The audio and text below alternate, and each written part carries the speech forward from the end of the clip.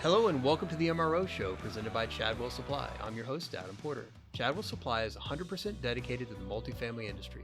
Your order is on our truck, delivered the next day. Learn more at chadwellsupply.com. We know that fire safety is a major concern in the multifamily industry, and as of June 30th, 2024, new regulations are in effect, leading to a shift in how fire safety equipment is manufactured.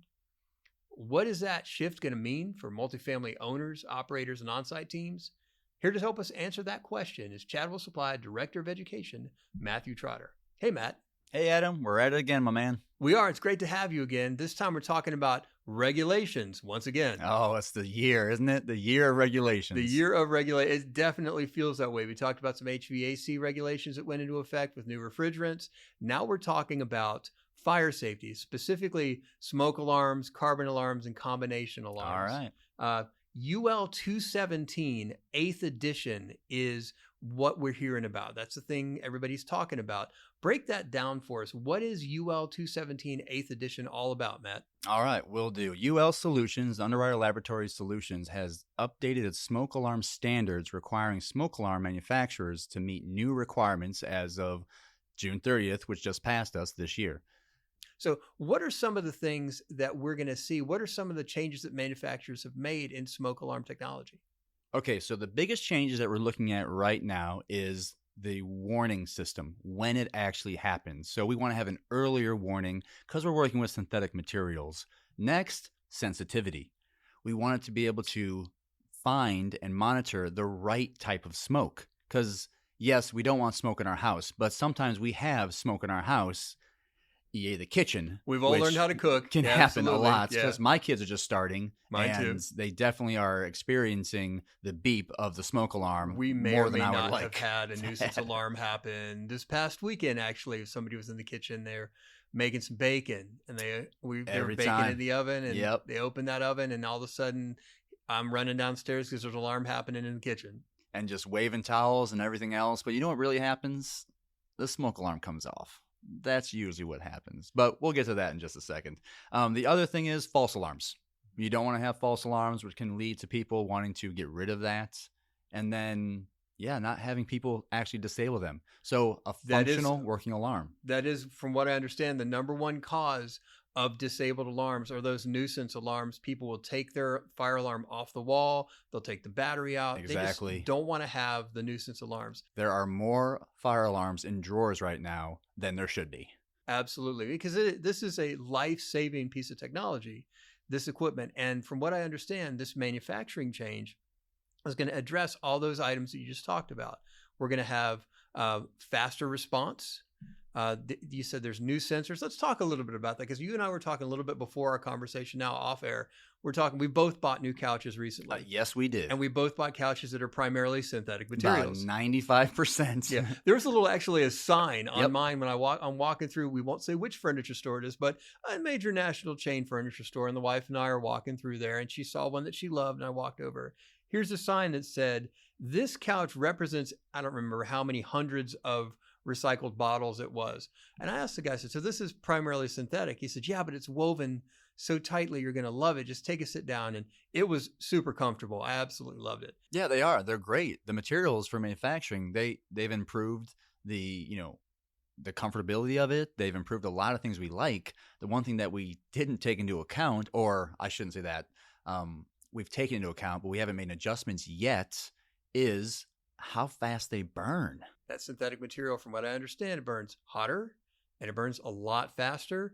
And you had mentioned this earlier, toxins. And can be toxic. And my couch, it's huge. I got the chase. I got the ottoman. It's a whole piece inside the living room. It literally is the living room. So I had to talk with the kids like, hey, we're on a single story. So when we roll out, where are we going? And if that couch is on fire, we have to detour around it and have a better egress. And that is an actual situation where you have to think about having these materials in our house. I'm really glad you brought that up because it feels like sometimes we're living parallel lives, Matt, because we just, over this past week, as we're recording this, it was Memorial Day weekend. We had that extra day. We're sitting on our new couch, my wife and my two sons, and we're talking about exactly that. What is our egress route? How are we going to get out of the house if there's a fire emergency. We needed to know where the exits are in our place. We've got one front door, which is also our back door and our only door. It's the way in, it's the way out.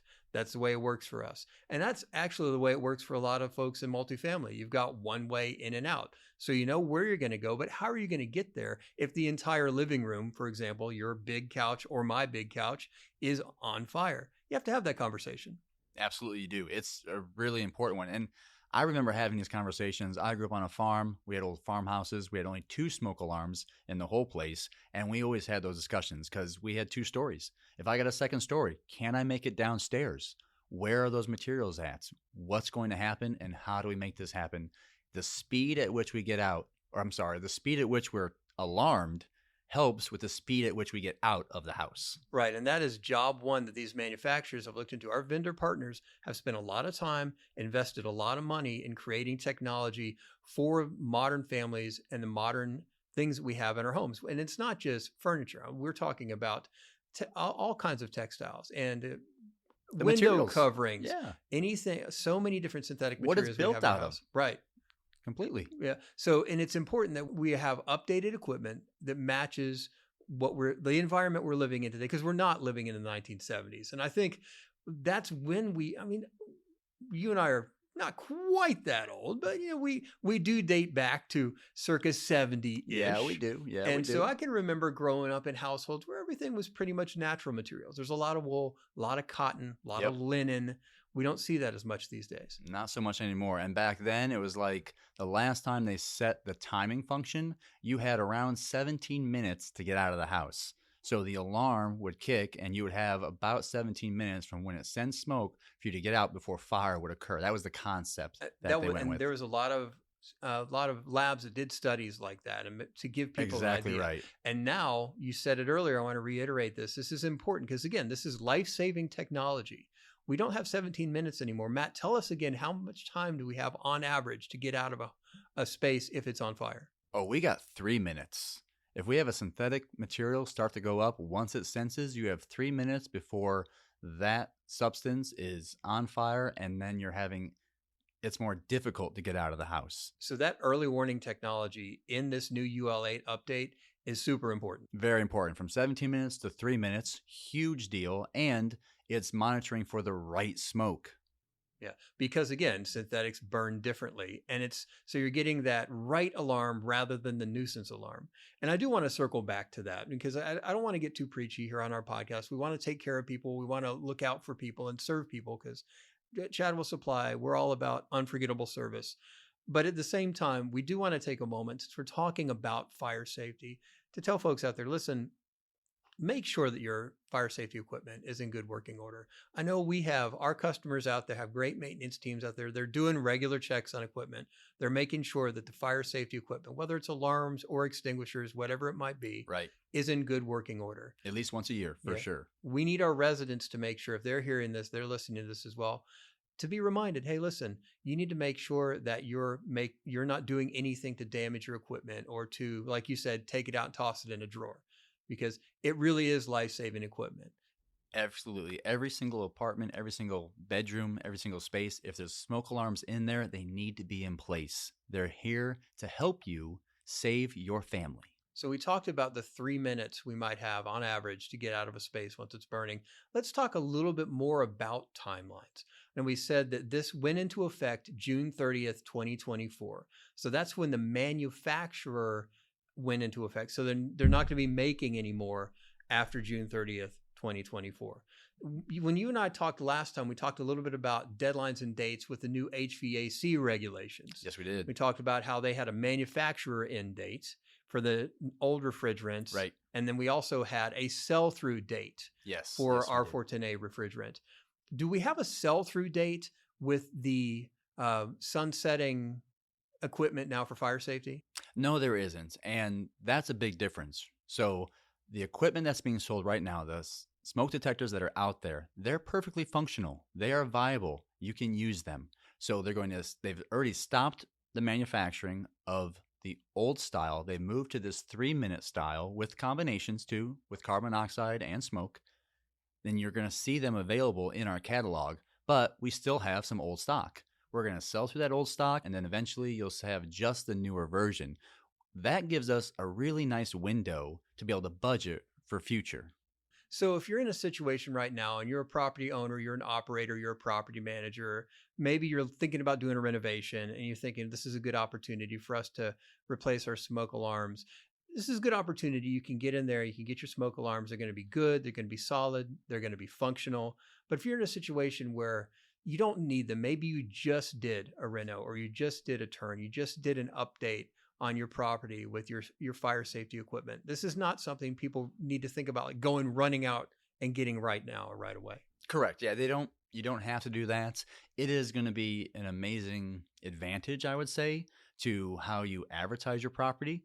Because think about it, most of the stuff we have in our space, in our living space, is a synthetic material. Or a synthetic blend for sure. Or a synthetic blend. And if we have an alarm that's going to help protect our family, that's just something I want to tell the public. I want to let them know. It's a huge selling point. So from what I understand, based on the investment that our vendor partners have made, that our manufacturing partners have made with these, this is all about benefits. So this is not something that folks listening to this podcast right now need to be worried about. What they need to do is consider the benefits and those factors when they're doing their budgeting, they're doing their planning.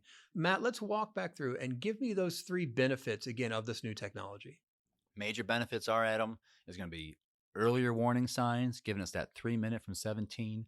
Sensitivity, we're actually merging technology now where it works for us, because I hate it when technology doesn't, but this is a good combination of technology and safety. And then no more nuisance alarms. We're going to know what's smoke because of that technology of what's happening. We don't have to run out and place every smoke detector that's out there. We can have them, use the ones that are older, use the ones that are selling through, and then just plan for the future. Some great benefits. And so we know that the current smoke detectors, most of them we have, they're good for about 10 years.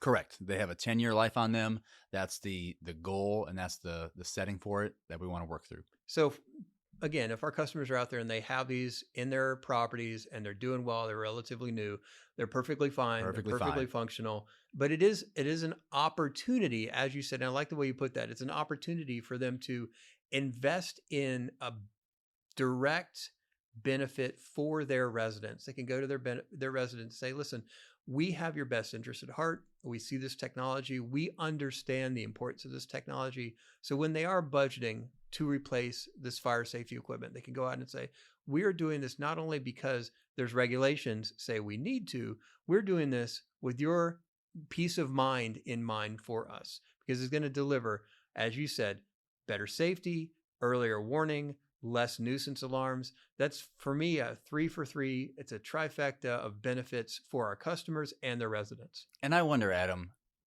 when it comes to regulation changes, usually they're hard. The A2L change in refrigerants, that one's difficult.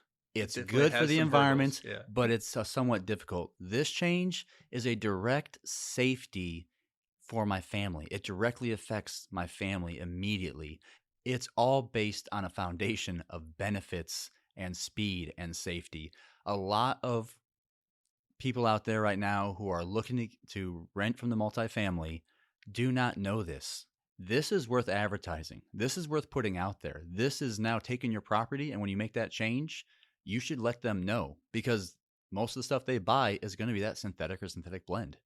And so if they do have questions, if residents do have questions about why these changes are being made, there's really good science backing up these decisions, backing up these new regulations, backing up why we're doing these things and why our vendors and manufacturers have decided to invest in these new updates. And we're going to be having some of that information available at chadwellsupply.com/resources and our product knowledge, so people can go back and they can read about the UL8 change. They can see the science behind it. They can understand better if they have questions. There's opportunities for training through Chadwell University as well. You want to talk a little bit about that? Absolutely. We actually have a safety class where we do touch in on the fire safety for the resident area in the space. And that's a big part of that. Those classes are available. They're in-person classes, but we have those. But honestly, Adam, our product knowledge page is the best kept secret we got going. We put Everything we have from all of our vendors, information you need to install, to service, to know, to just learn is all on that product knowledge page at chadwellsupply.com. It really is just a little treasure trove of education waiting for anybody to get their hands on. Matt, I really appreciate you helping break that down for us. Always appreciate your insight. Thank you for investing some of your time with us today. Really appreciate it. Absolutely, Adam. It's great to be here. Can't wait to do it again with you. And thank you for listening to this episode of the MRO Show presented by Chadwell Supply. If you enjoyed this episode and you found it useful, please rate us 5 stars on your favorite podcast service. You can also listen to more episodes at chadwellsupply.com/podcast.